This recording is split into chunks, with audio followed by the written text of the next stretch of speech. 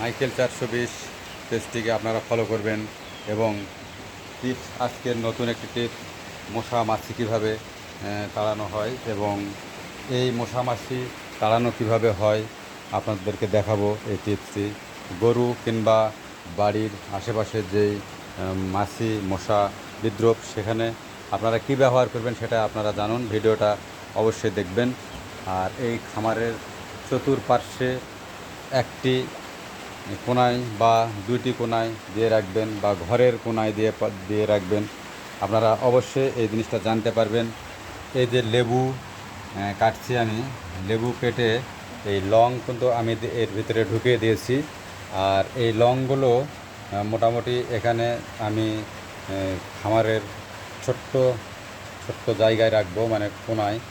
আর এই লেবুগুলো অবশ্যই আপনি কেটে একটা লেবু 3টে বা 4টে করে বিভিন্ন কোনায় রেখে দেবেন। রেখে দেওয়ার পরে মশা মাছি থেকে অবশ্যই গরুর শান্তি নিরাময় থাকবে আর রোগবালাই থেকে দূরে থাকবে। তে দর্শক, এ ছিল একটি টিপস আমার ছোট্ট খামারের।